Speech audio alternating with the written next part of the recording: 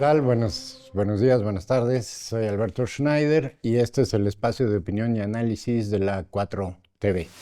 Voy a continuar con el tema que he venido abordando en las dos últimas colaboraciones con 4TV, y ampliar un poco acerca de los acontecimientos y un poco el contexto en el que se han venido dando luego de la breve enfrentamiento entre Irán e Israel.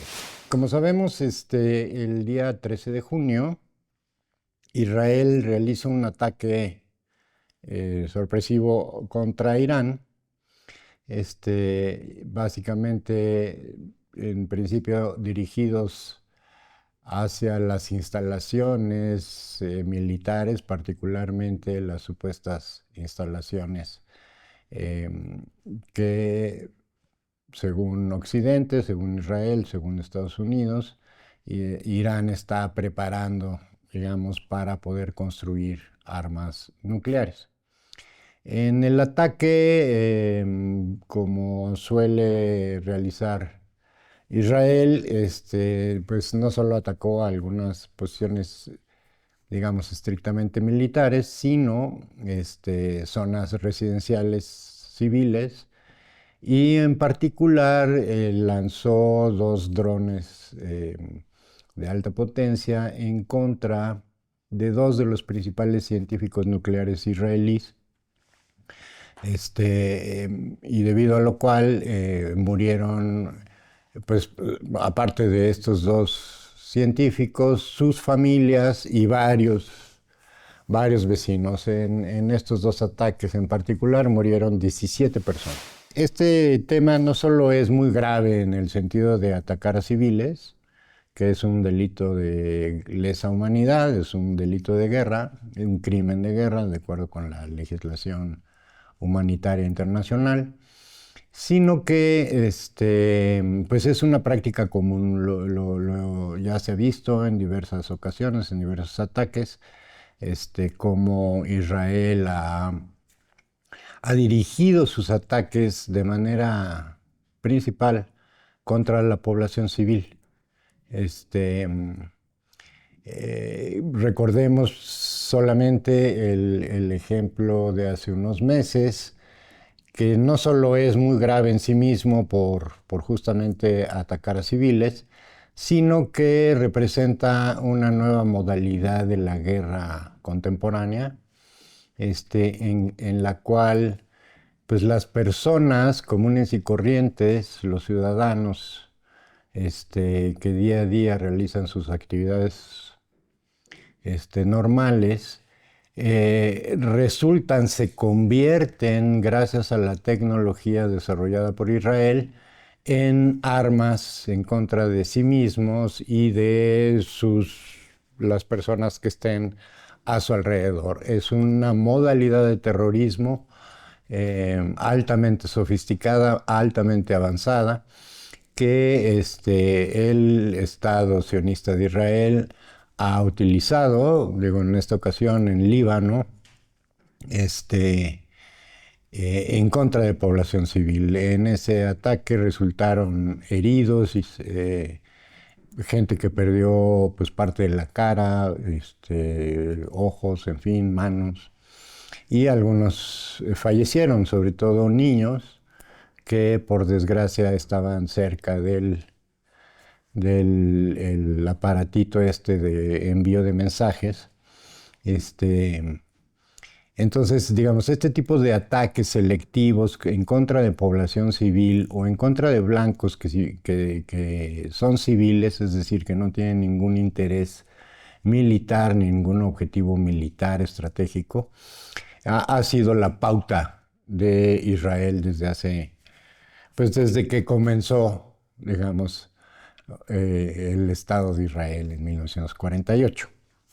Entonces, el argumento, digamos, o la razón que planteó Israel, y acompañado por Estados Unidos, Inglaterra, en fin, los países del occidente colectivo, como se llaman a sí mismos, era acabar con el programa nuclear iraní, perdón, porque supuestamente Irán estaba a un pelo, a un poco tiempo de poder construir armas nucleares, lo cual es absolutamente falso. Y no solo es falso, digamos, porque uno lo afirme o porque el gobierno de Irán lo afirme. La Agencia Internacional de Energía Atómica, que es el organismo de las Naciones Unidas, creado, digamos, por consenso en el interior del organismo multinacional, se crea con el fin de justamente regular y supervisar, controlar y verificar en todo el mundo el uso de la energía nuclear. Es decir, tanto para usos civiles en medicina y otras aplicaciones, como su uso militar. Entonces, existe un tratado de no proliferación de armas nucleares, que en cierto modo existe casi desde 1968, pero digamos en su forma contemporánea viene del 2015. Y tengamos en cuenta que Irán es firmante de este tratado, a diferencia de Israel, que tiene armas nucleares de manera ilegal, ilegal en el sentido del derecho internacional, y nunca se ha sometido a la verificación por parte de la Agencia Internacional de Energía Atómica, lo cual sí ha hecho Irán.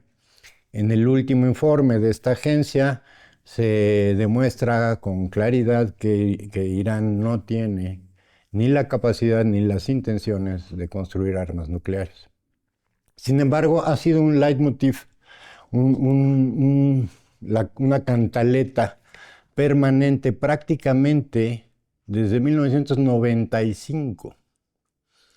Desde entonces, Estados Unidos, Inglaterra, Francia y obviamente Israel acusan a Irán de estar a un tris de tener armas atómicas y a raíz de aquella calificativo que le puso George W. Bush a Irán como la cabeza del eje del mal, ¿no?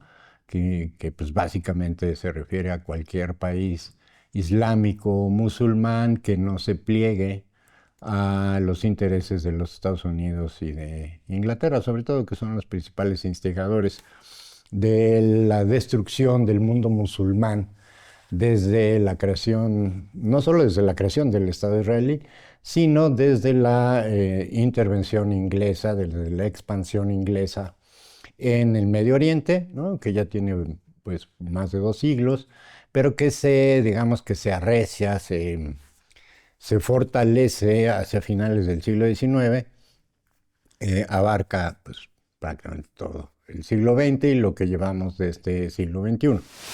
Irán era una sociedad, lo mismo que Afganistán, en los años 60 era una sociedad democrática con un gobierno electo, y en los 60 el primer ministro Mossadegh era una personalidad digamos, de pensamiento muy avanzado, liberal, digamos, ¿no? Democrático, que impulsó mucho el desarrollo de Irán. Sin embargo, justamente uno de los conflictos de Mossadegh y su gobierno fue no plegarse a los intereses de Inglaterra, Estados Unidos e Israel.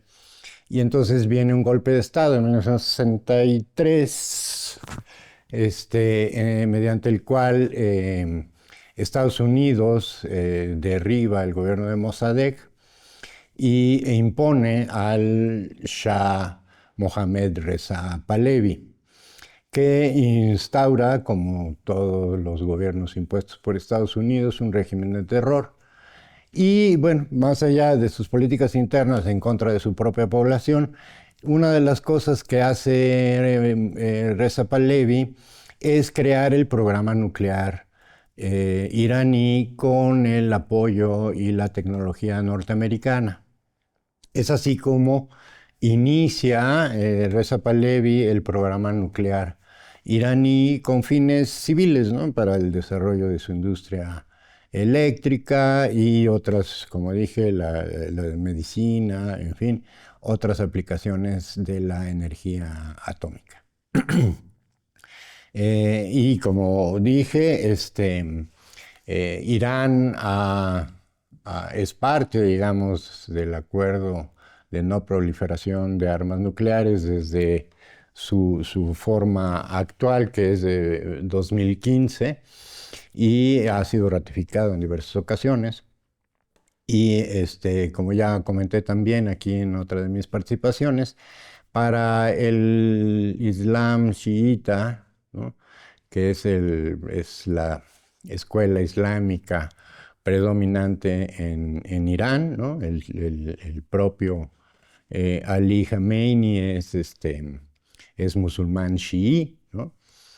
Contrario, digamos, al islamismo sunita de los árabes. Y para ellos consideran que el uso de la energía nuclear como arma es un pecado, es prácticamente un pecado. Va contra la naturaleza humana y contra la vida en general. Y por tanto, no solo se ha negado, digamos, a construir armas nucleares, porque hay, digamos, sectores políticos dentro de Irán que desde hace muchos años han pugnado porque Irán desarrolla armas nucleares como una medida defensiva en contra justamente de las intenciones de Estados Unidos e Israel de derrocar al régimen iraní, que sustituyó, luego de la Revolución Islámica, que destituyó a Mohammad Reza Pahlavi, que por cierto, como anécdota, Reza Pahlavi vivió en México una vez que huyó de Irán, vivió en Cuernavaca, aquí recibió, digamos, refugio, y posteriormente ya la familia emigró hacia Europa y Estados Unidos. Este proceso, largo proceso de crecimiento económico y político de Irán a lo largo de las décadas, ha representado para Israel y obviamente para Occidente una gran piedra en el zapato. Si vemos un poco el mapa de Asia, de Medio Oriente, de Asia Central, podemos ver cómo Irán tiene una posición estratégica fundamental para el comercio mundial de petróleo y combustibles en general, por el estrecho de Hormuz, por el Golfo Pérsico. Circula cerca del 80% de todo el comercio de combustibles del mundo. Es así que, y bueno, toda la ribera oriental del Mar Rojo, digo del Mar Pérsico, del Golfo Pérsico, es justamente territorio iraní, y digamos, la costa oriental es territorio prácticamente de Arabia Saudita y de algunas de las pequeñas monarquías sunitas en la península arábiga. Qatar, Omán, en fin. Entonces, prácticamente, digamos, lo que divide el mundo islámico suní del mundo islámico chií, persa, es justamente el Golfo Pérsico, que se cierra en la punta hacia el mar Índico. De un lado, o sea, del lado de la India, mar Índico, y del lado de Arabia es el mar Arábigo. Y justamente en la entrada al Golfo Pérsico es el estrecho de Hormuz, que controla prácticamente Irán. Entonces, Irán amenazó, el Congreso iraní, una vez que fue atacado por Israel, aprobó una resolución mediante la cual se autorizaba al gobierno iraní a bloquear totalmente el estrecho de Hormuz. El gobierno de Khamenei no lo ha hecho, considera que es una medida extrema, que no solo afectaría a los países contendientes, Estados Unidos, Inglaterra, en fin, Europa e Israel, sino en general al mundo entero y a la propia economía iraní, y en particular a uno de sus socios más importantes, que es China. El 80% del petróleo chino viene de Irán. Entonces, China necesita garantizar de manera absoluta el flujo de petróleo hacia su país desde Irán principalmente, ¿no? Entonces, en ese sentido, es que el contencioso contra Irán, que además viene desde la época de los 80, 1981 es cuando se da el golpe de Estado y la revolución islámica toma el poder, primero con Khomeini, luego con Ali Khamenei, y dadas sus dimensiones, el tamaño de Irán es es uno de los países más grandes de Asia y del Medio Oriente, quizás ahí se va con Arabia. Pero no solo, digamos, es su importancia en cuanto a dimensiones de país y demás, sino que justamente esta posición estratégica de dominar el Golfo Pérsico y el Estrecho de Hormuz, y por lo tanto el comercio mundial de combustibles, lo hace un blanco, digamos, premium para los intereses expansionistas de Estados Unidos, sobre todo, ¿no? A lo largo de los años ha habido toda una serie de conflictos y guerras en la región, la guerra de Irak-Irán, ¿no? En la cual justamente el gobierno, como todavía no había la revolución iraní, el gobierno de Estados Unidos financia a Irán, le provee armas, le provee recursos de inteligencia y, en fin, asistencia militar para pelear contra el gobierno de Saddam Hussein, que, digamos, él es de origen árabe, suní, y que entonces, en aquel entonces era un enemigo a muerte de los iraníes chiitas. En esa guerra, recordemos, y vale la pena recordarlo, es cuando se da aquel situación que se llamó Irán-Contras. El gobierno de los Estados Unidos fue prohibido por la Cámara de Representantes de utilizar las armas para la venta de armas ilegales para financiar golpes de Estado y operaciones encubiertas en todo el mundo. Entonces, pues les prohibieron vender armas, pero no les prohibieron vender droga. En 1981 es cuando comienza, digamos, no comienza el tráfico de drogas, de cocaína hacia Estados Unidos, pero sí se multiplica exponencialmente porque la CIA utilizaba el dinero de las drogas para vender armas, comprar armas de manera ilegal, o sea, creó un mercado ilícito de armas para poderle proveer de armas a Irán. Paradójicamente, hoy vemos cómo Estados Unidos ataca a su antiguo socio cuando ese socio pues era parte o era un factor de poder de Estados Unidos en aquella zona central de Asia. Entonces, con ese dinero se financió, y vemos en Estados Unidos como en la década de los 80 se da un incremento exponencial, literalmente exponencial, en el tráfico de cocaína a Estados Unidos, y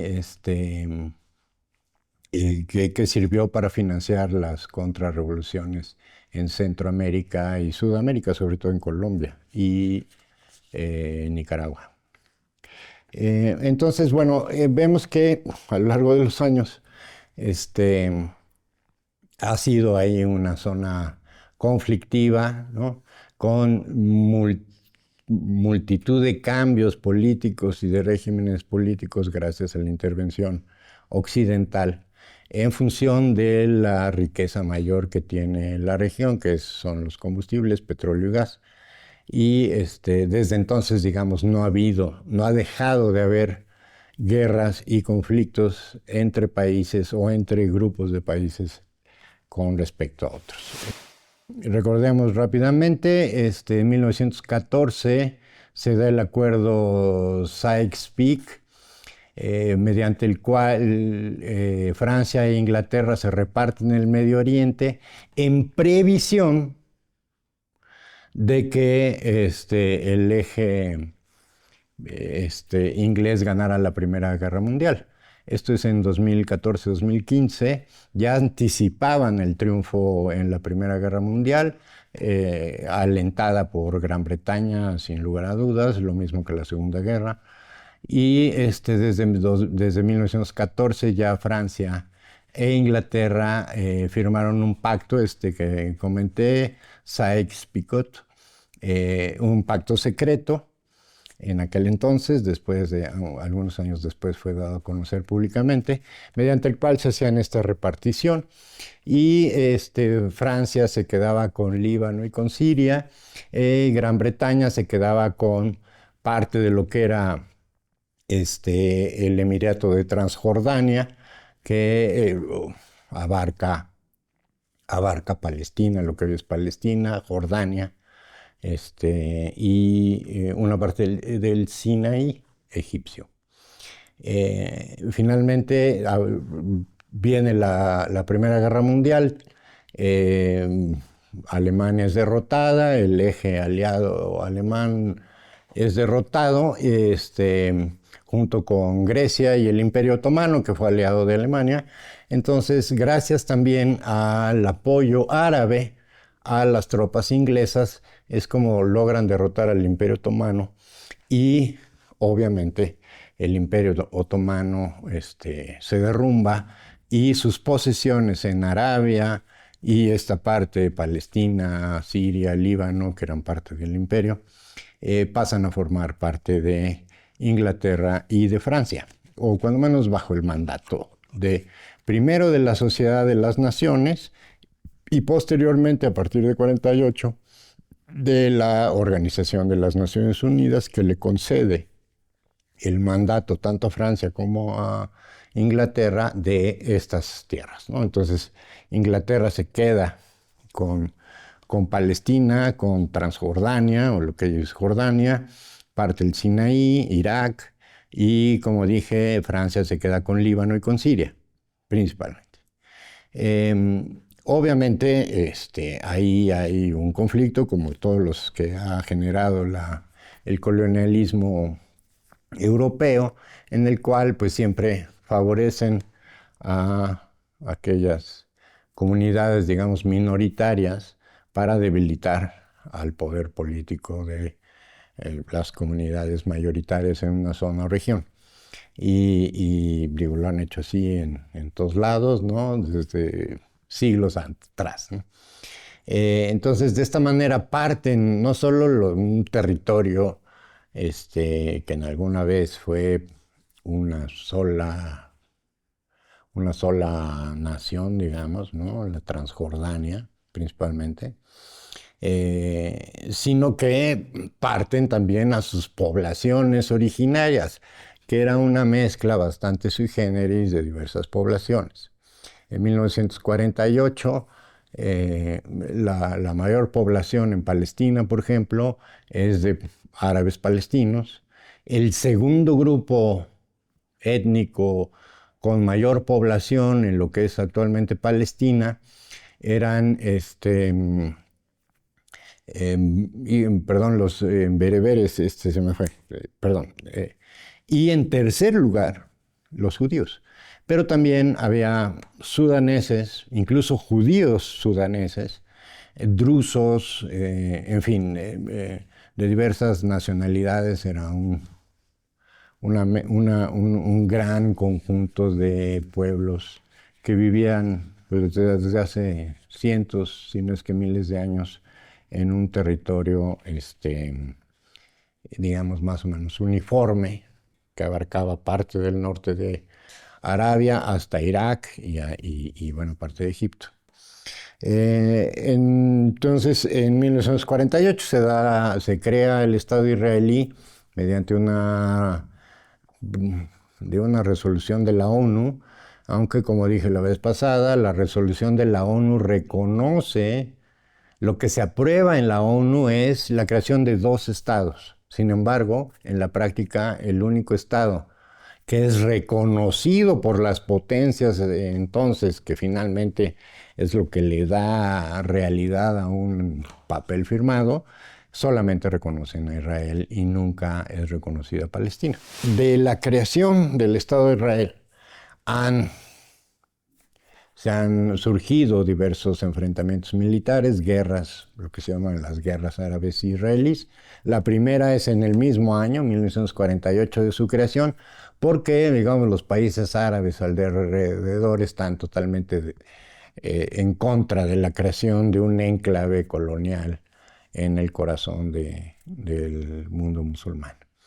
Y se inicia la guerra en 1948. Curiosamente, Israel le llama guerra de independencia, ¿no? Y obviamente no es Israel quien vence a los árabes, sino Estados Unidos, Francia, Inglaterra, en fin, ¿no? Pues Israel apenas estaba creando. Entonces, es la primera, digamos, guerra árabe-israelí, y de ahí continúa, ¿no? En 1956, Israel ocupa parte de Egipto, el Sinaí, el desierto del Sinaí, Gaza, Rafah y diferentes territorios en la región que había controlado, digamos, Inglaterra.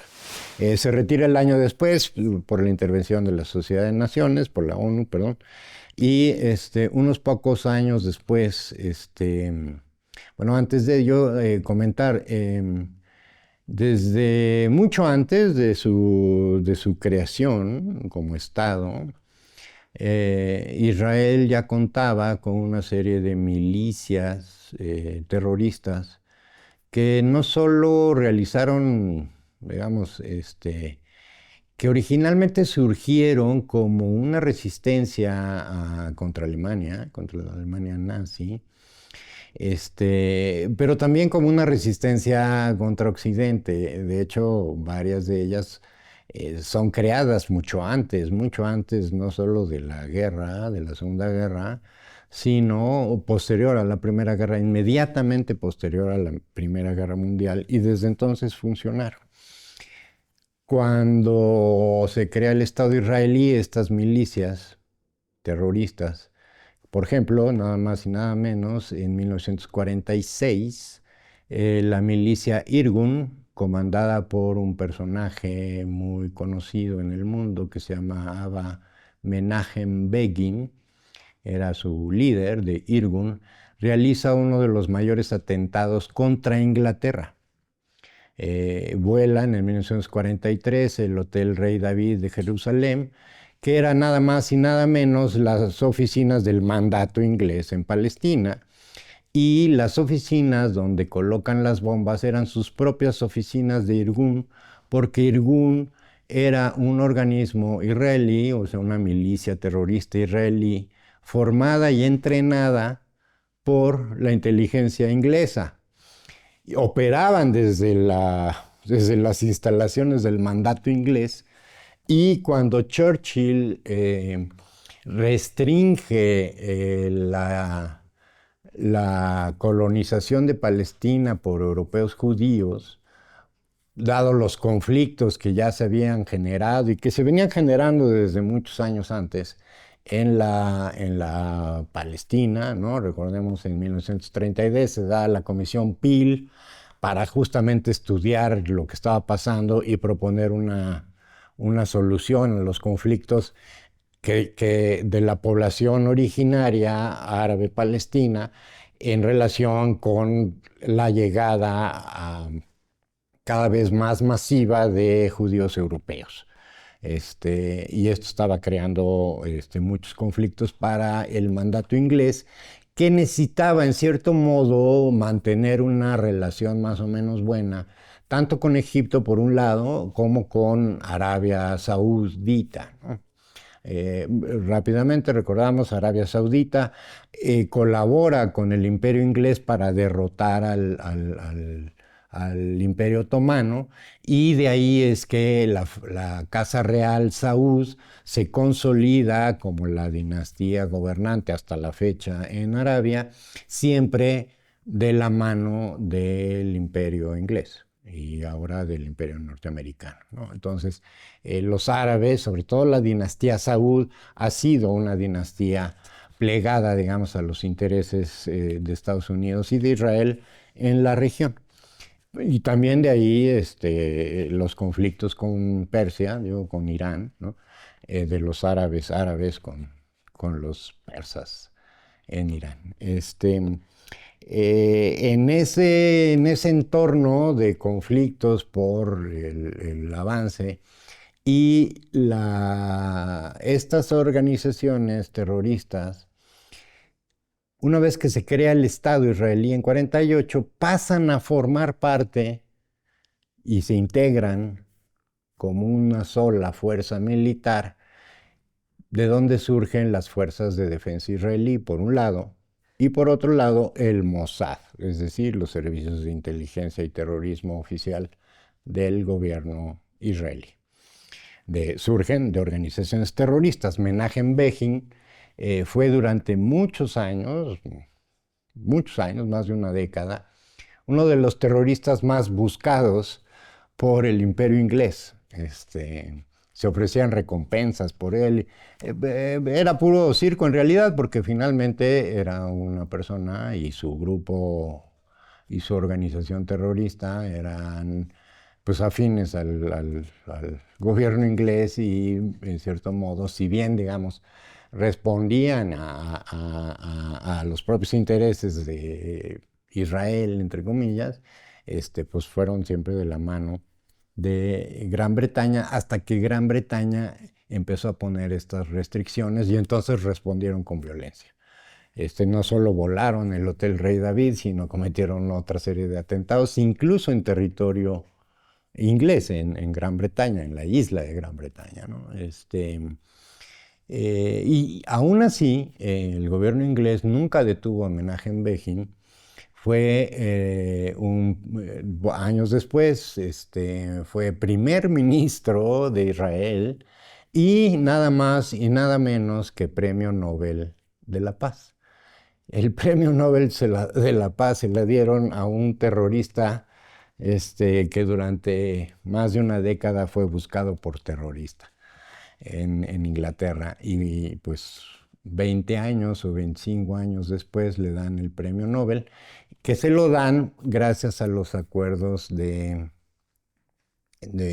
Camp David en 1973, en el que supuestamente se da la primera solución política entre Israel y Palestina, o entre los israelíes y los palestinos, ¿no? Una solución totalmente abusiva y insostenible en realidad, porque prácticamente el territorio de la Palestina quedaba dividido 80-20, 80 para Israel y 20 para Palestina, cuando la población era al revés. El 80% de la población del territorio era árabe palestino y apenas el 20-28% eran israelíes. Sin embargo, la solución que se ofrece a los palestinos para dejarlos de matar es pues que se conformen con el 20% del territorio. Finalmente, por ejemplo, Yasser Arafat, que durante años fue considerado un terrorista, acepta, no le queda más remedio, como él alguna vez lo expresó, no había de otra. O sea, llevamos décadas, ¿no? Yasser Arafat venía luchando desde los años 50 en Palestina en contra de la intervención inglesa y de la creación del Estado israelí. Y después, pues ya en los 70s, finalmente acepta, ¿no? Porque es la primera vez, digamos, en la que tanto las potencias imperiales, Estados Unidos, Inglaterra, Francia, junto con Israel, aceptan, digamos, llegar a un acuerdo político para parar, digamos, las hostilidades. Estas milicias israelíes, cuando menos entre 1936, 37 y hasta más o menos 1998, cometen alrededor de 30 masacres en poblaciones diversas en Palestina, masacres donde mataban cientos de personas, decenas de personas, hombres, mujeres, niños, para desalojar y ocupar sus poblaciones. Entonces, estos conflictos se siguen haciendo. Finalmente se logra este acuerdo de Camp David. ¿Y qué sucede? Pues ni lo aceptan los árabes de la región alrededor, y pues dentro de Israel también hay sectores de extremo radicales que se niegan a aceptar estos acuerdos. Más de años después se da otro acuerdo con los acuerdos de Oslo en 1993, donde Isaac Rabin finalmente firma con Yasser Arafat los acuerdos de Oslo. ¿Y qué sucede? Inmediatamente después, semanas después de haber firmado los acuerdos de Oslo, un joven israelí radical de extrema derecha asesina por la espalda a Isaac Rabin. Y al mismo tiempo, el régimen israelí financia a través de Qatar la creación de Hamas. Israel financia a través de Qatar la creación de Hamas, porque Hamas era un grupo radical que se opuso a los acuerdos de Yasser Arafat. Surge como una organización opuesta a la Organización para la Liberación de Palestina, que finalmente había sido reconocida, se retiró, digamos, de sus actividades militares y fue reconocida como una organización política. Y de hecho, en 1975, cuando México reconoce al Estado palestino, recordemos, 1975, México reconoce a Palestina y la reconoce en la persona de Yasser Arafat y de la Organización para la Liberación de Palestina.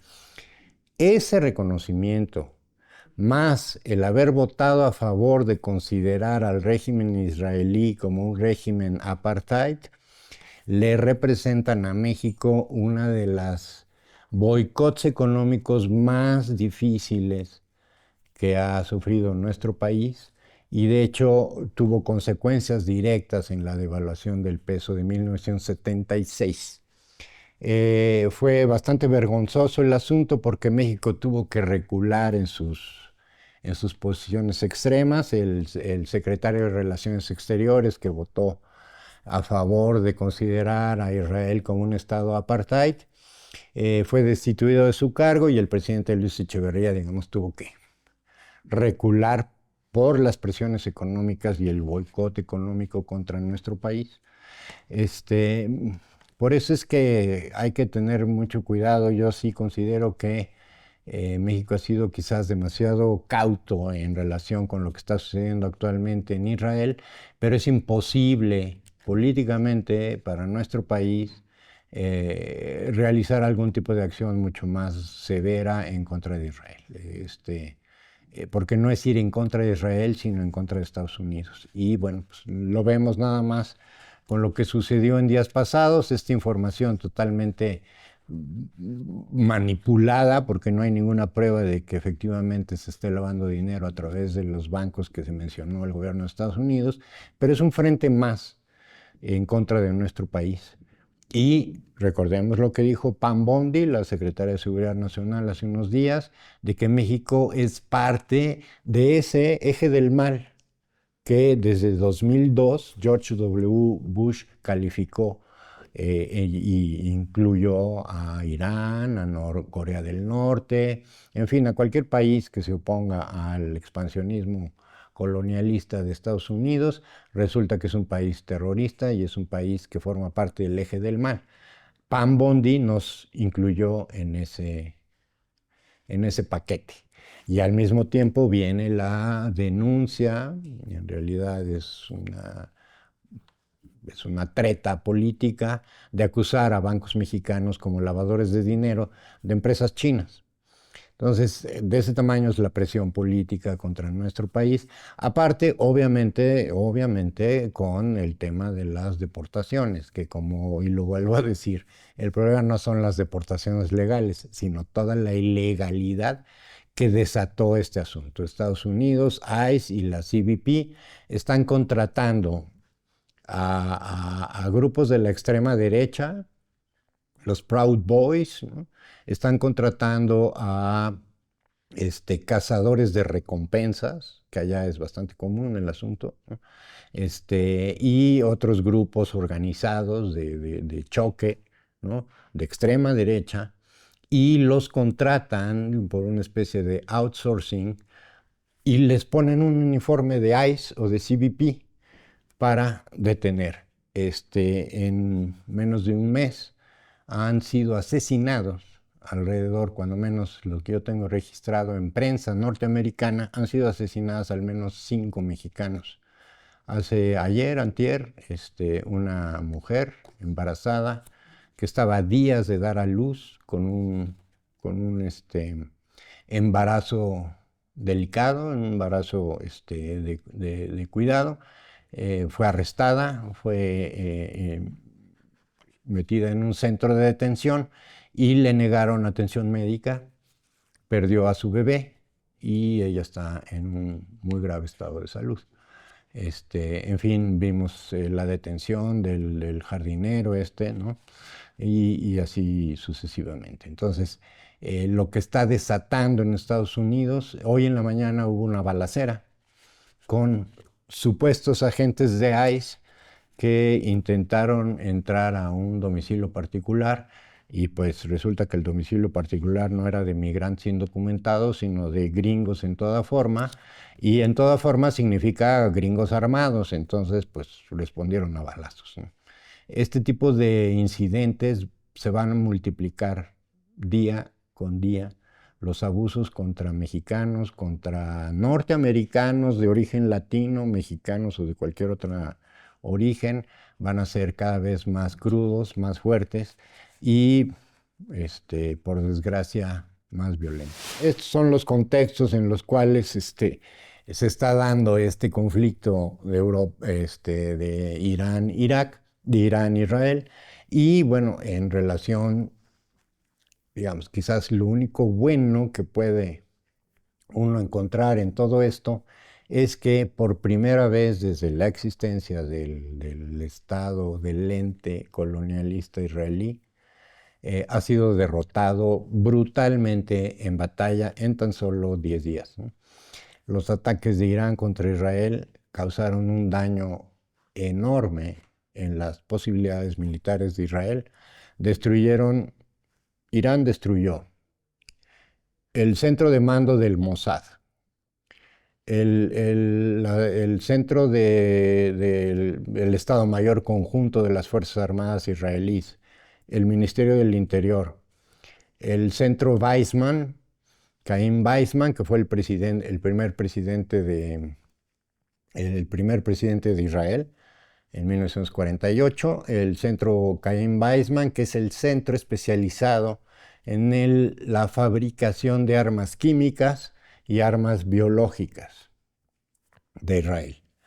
Fue destruido. En fin, 2 refinerías de las 3 que tenía Israel han sido destruidas.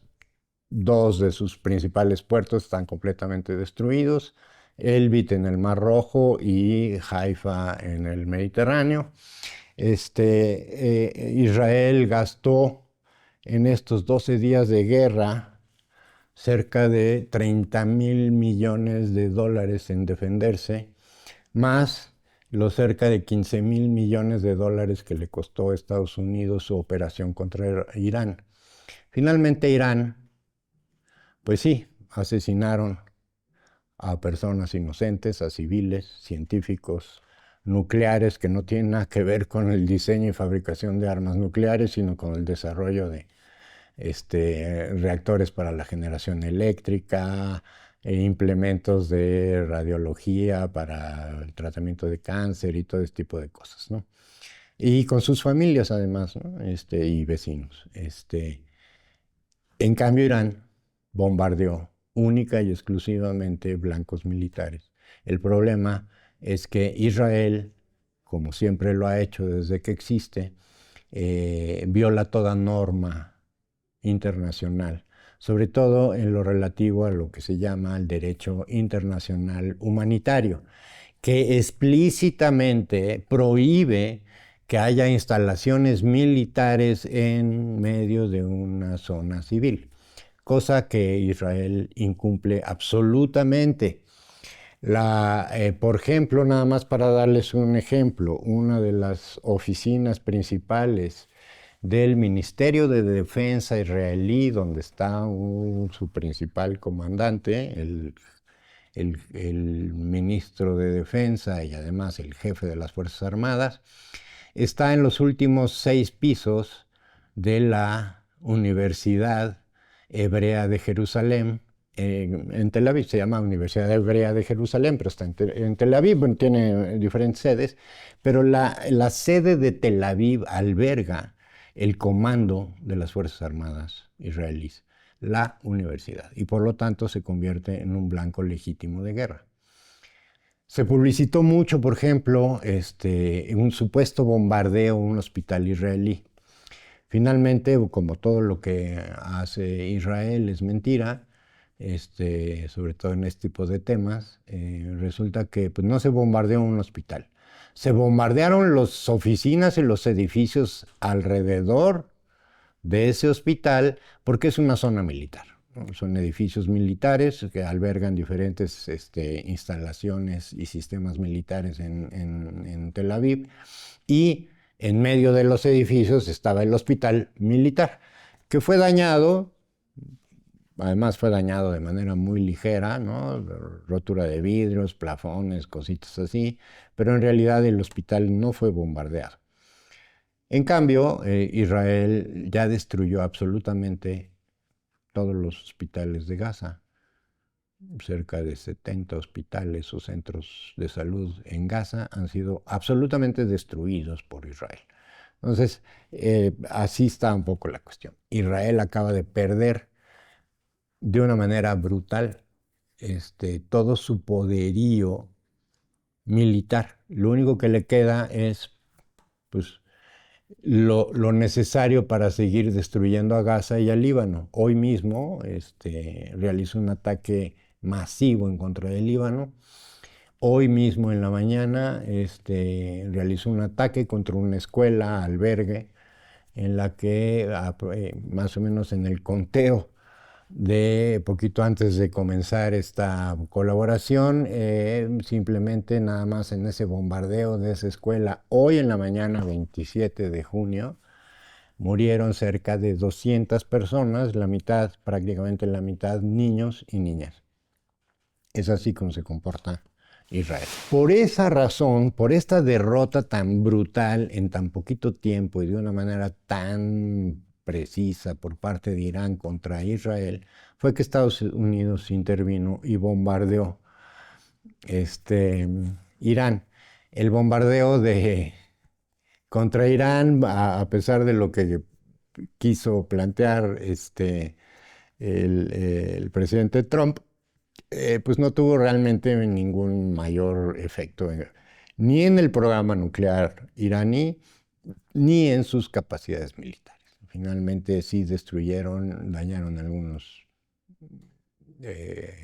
algunas instalaciones militares, algunos equipos, aviones, y la supuesta bomba esta que según ellos se metía a quién sabe cuántos metros abajo tierra y podía volar las instalaciones nucleares de Israel, pues fueron un fiasco completo, absoluto, ¿no? No dañaron más que las entradas. Es decir, es algo que en un par de meses se reconstruye y queda como si nada. Lo cual es una derrota más contra el gobierno norteamericano, por un lado, y contra el régimen israelí, que lo único que le queda en este momento es una fuerza militar aérea capaz de bombardear, pues otra vez, a niños, a niñas, a ciudadanos totalmente indefensos, y lo mismo bombardear a Líbano, que tampoco tiene capacidad aérea, y Líbano no tiene fuerza aérea, como para defenderse. Entonces, estamos viendo la primera derrota militar y política del régimen israelí desde su existencia y el ascenso, sin duda alguna, del régimen iraní en la región. Es una derrota trascendental para Israel y esperemos que con las desgracias de que siguen atacando a Gaza y quizás de una manera todavía más agresiva y más violenta, con una especie de desquite, sea el principio del fin del régimen israelí en el mundo entero.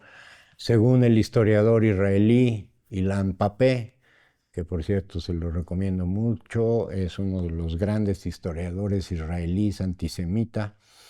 Él dice en una entrevista reciente que para él, dentro de su análisis tanto histórico como político y económico de la situación israelí actual, esto es el fin del régimen sionista israelí, y no solo por la guerra en sí contra sus vecinos, sino porque internamente la ruptura es pues ya no solo inocultable, sino creciente. La crisis en la sociedad israelí es brutal. Los enfrentamientos, incluso armados, entre grupos políticos de Israel ya empezaron a suceder. Hace unos días prácticamente el secretario de la Defensa pues prácticamente agredió físicamente o estuvo a punto de agredir físicamente al secretario del Interior y al jefe de seguridad nacional israelí, justamente por el desastre que significó los ataques contra Teherán. Entonces, en ese sentido, bueno, por desgracia, Gaza sigue siendo un objetivo del genocidio israelí. Pero sin embargo, creo que estamos empezando a ver, cuando menos, un cambio muy importante que tendrá repercusiones a mediano y largo plazo en el Medio Oriente.